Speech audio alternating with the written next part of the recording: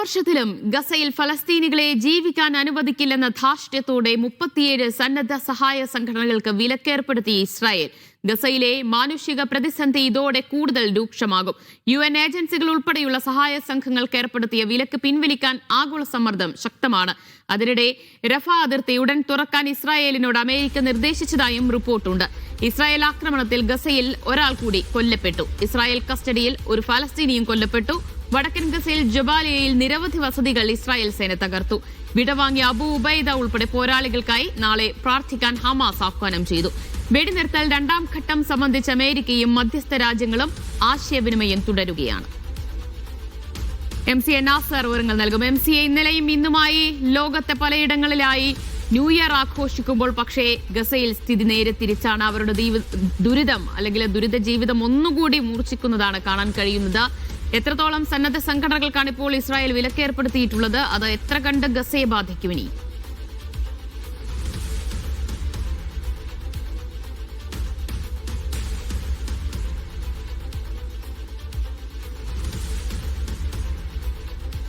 MCA നാസറിലേക്ക് വരാം. പുതുവർഷത്തിലും ഗസയിൽ ആശങ്ക തന്നെയാണ് ഉള്ളത്.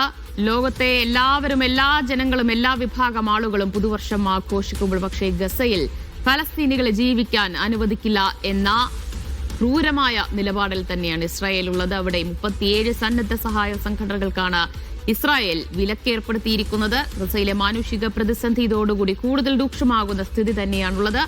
UN ഏജൻസികൾ ഉൾപ്പെടെയുള്ള സഹായ സംഘങ്ങൾക്കാണ് വിലക്കേർപ്പെടുത്തിയത്. പക്ഷേ അത് പിൻവലിക്കാനുള്ള ആഗോള സമ്മർദ്ദം അത് വലിയ രീതിയിൽ ശക്തമാവുകയും ചെയ്യുന്നുണ്ട്. MCA നാസർ വിവരങ്ങൾ നൽകും. MCA, എത്രത്തോളം സന്നദ്ധ സംഘടനകൾക്കാണ് ഇപ്പോൾ ഇസ്രായേൽ വിലക്കേർപ്പെടുത്തിയിട്ടുള്ളത് ഈ ന്യൂ ഇയർ ദിവസം? ദിവ്യ, തീർച്ചയായിട്ടും 37 അന്താരാഷ്ട്ര സഹായ സംഘടനകൾക്കാണ് ഔദ്യോഗികമായിട്ട് അവരുടെ ലൈസൻസ് കണ്ടുകെട്ടിയതായിട്ട് ഇസ്രായേൽ പ്രഖ്യാപിച്ചിരിക്കുന്നത്. ഇതിന് കാരണമായിട്ട് പറഞ്ഞിരിക്കുന്നത് ഹമാസുമായിട്ട് ഈ സംഘടനകൾക്കൊക്കെയും നേരിട്ടുള്ള ബന്ധമുണ്ട്. അതുകൊണ്ട് ഈ സംഘടനകളുടെ പ്രവർത്തനം ഇസ്രായേലിന്റെ താല്പര്യങ്ങൾക്ക് എതിരാണ് എന്ന് പറഞ്ഞുകൊണ്ടാണ് ഡോക്ടേഴ്സ് വിത്തൗട്ട് ബോർഡേഴ്സ് ഉൾപ്പെടെയുള്ള ഏറ്റവും സുപ്രധാനമായിട്ടുള്ള സംഘടനകളൊക്കെയും ഇതിൽ ഉൾപ്പെടുന്നുണ്ട്. MSF ഉൾപ്പെടെയുള്ള വൈദ്യമേഖലയിൽ ഫലസ്തീനികളെ സംബന്ധിച്ചിടത്തോളം ഏറ്റവും കൂടുതൽ സഹായം നൽകിക്കൊണ്ടിരിക്കുന്ന ഒരു ഏജൻസിയാണ്.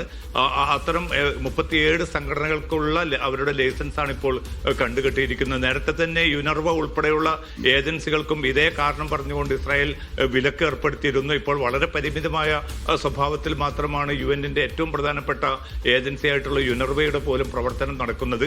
പക്ഷെ നിലവിലുള്ള ഒരു സാഹചര്യത്തിൽ വളരെ പ്രതികൂലമായിട്ടുള്ള അവസ്ഥയിലൂടെ കടന്നു പോകുന്ന ഗസയെ സംബന്ധിച്ചിടത്തോളം ഇത് ആവൽക്കരമായിട്ടുള്ള ഒരു അവസ്ഥ സൃഷ്ടിക്കും.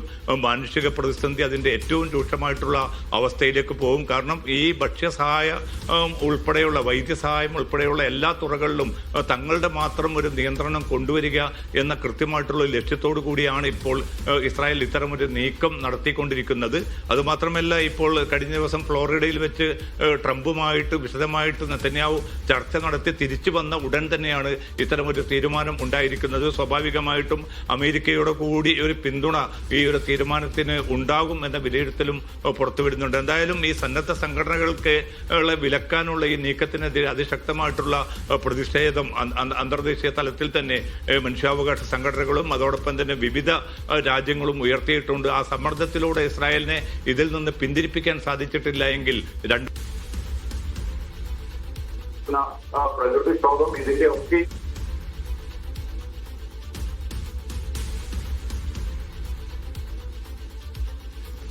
MCAയിലേക്ക് വരാം. എന്തായാലും ഗസയിലെ മാനുഷിക പ്രതിസന്ധി അതിരൂക്ഷമാകുന്ന തരത്തിലാണ് ഇപ്പോൾ ഇസ്രായേലിന്റെ നിലപാട് നടപടിയും ഉണ്ടായിട്ടുള്ളത്. വിവിധ സന്നദ്ധ സംഘടനകൾക്ക് കൂടി അവിടെ വിലക്ക് ഏർപ്പെടുത്തുന്ന ഒരു സ്ഥിതിയാണ് ഉള്ളത്. പക്ഷേ ആഗോള സമ്മർദ്ദം ഈ വിലക്ക് പിൻവലിക്കാനുള്ള ആഗോള സമ്മർദ്ദം ശക്തമാവുകയും ചെയ്യുന്നുണ്ട്. MCA നാസർ തുടരുന്നുണ്ട്. MCA, ഇതിനിടെ നമുക്ക് രണ്ടാം ഘട്ട വെടിനിർത്തൽ ചർച്ചകളിലേക്ക് കൂടിയൊന്ന് പോകേണ്ടതുണ്ട്. അതിൽ പുരോഗതിയുണ്ടോ? ആശയവിനിമയം ഇപ്പോഴും നടക്കുന്നുണ്ടോ? ദിവ്യ, ഔദ്യോഗികമായിട്ടുള്ള സ്വഭാവത്തിലുള്ള ഒരു ചർച്ചകളിലേക്ക് ഇനിയും നീങ്ങിയിട്ടില്ല. കാരണം ഫ്ലോറിഡയിൽ നെതന്യാഹുവും അതോടൊപ്പം തന്നെ ട്രംപും ഏതാണ്ട് മണിക്കൂറുകൾ നേരം ഇതുമായി ബന്ധപ്പെട്ട കാര്യങ്ങൾ ചർച്ച ചെയ്തിരുന്നു. എന്തായാലും രണ്ടാം ഘട്ട വെടിനിർത്തലുമായിട്ട് മുന്നോട്ട് പോകാൻ ഇസ്രായേലിനോട് അമേരിക്ക ആവശ്യപ്പെട്ടിട്ടുണ്ട്. ഇസ്രായേൽ ഇത് ഏറെക്കുറെ അംഗീകരിച്ചതായിട്ടുള്ള റിപ്പോർട്ടുകളാണ് പുറത്തു വരുന്നത്. ഇന്നിപ്പോൾ ഇസ്രായേൽ മാധ്യമങ്ങളിൽ വന്നിരിക്കുന്ന റിപ്പോർട്ടുകൾ പ്രകാരം റഫ അതിർത്തി ഉടൻ തന്നെ തുറക്കുമെന്ന റിപ്പോർട്ടാണ് ഇസ്രായേൽ മാധ്യമങ്ങൾ ഇപ്പോൾ ഇന്ന് വൈകിട്ട് മുതൽ പുറത്തുവിടുന്നത്.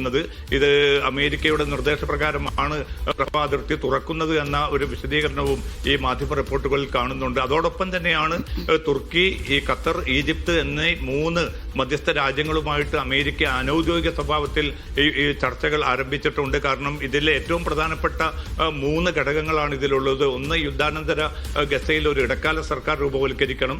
ആ സർക്കാർ പൂർണ്ണമായിട്ടും പലസ്തീനികളുടേത് മാത്രമായിരിക്കണമെന്ന ഒരു ഉപാധി ഹമാസ് നേതൃത്വം മുന്നോട്ട് വെച്ചിട്ടുണ്ട്. ഇത് അംഗീകരിക്കണമെന്നാണ് മധ്യസ്ഥ രാജ്യങ്ങൾ അമേരിക്കയോട് ആവശ്യപ്പെട്ടിരിക്കുന്നത്. അപ്പോൾ അങ്ങനെ വരികയാണെങ്കിൽ ഈ ഇടക്കാല സർക്കാരിൽ ആരൊക്കെ അംഗങ്ങളായിരിക്കും? അവർ പൂർണ്ണമായിട്ടും പലസ്തീനികൾ മാത്രമായിരിക്കുമോ? അതിന് അമേരിക്കയും ഇസ്രായേലും അനുവദിക്കുമോ എന്നതുൾപ്പെടെയുള്ള ചോദ്യങ്ങൾ നിലനിൽക്കുന്നുണ്ട്. അതോടൊപ്പം തന്നെ രണ്ടാമത്തെ ഏറ്റവും പ്രധാനപ്പെട്ട ഒരു ഘടകം എന്നത് അന്താരാഷ്ട്ര സേനയെ ഗസയിൽ വിന്യസിക്കുന്നതുമായി ബന്ധപ്പെട്ട കാര്യമാണ്. ഇതിൽ ഏതൊക്കെ രാജ്യങ്ങൾ പങ്കെടുക്കുമെന്ന കാര്യത്തിൽ ഇനിയും വ്യക്തത വരേണ്ടതുണ്ട്. നേരത്തെ പാകിസ്ഥാൻ ഇതിലേക്ക് സൈന്യത്തെ അയക്കില്ല എന്ന് വ്യക്തമാക്കിയിരുന്നു.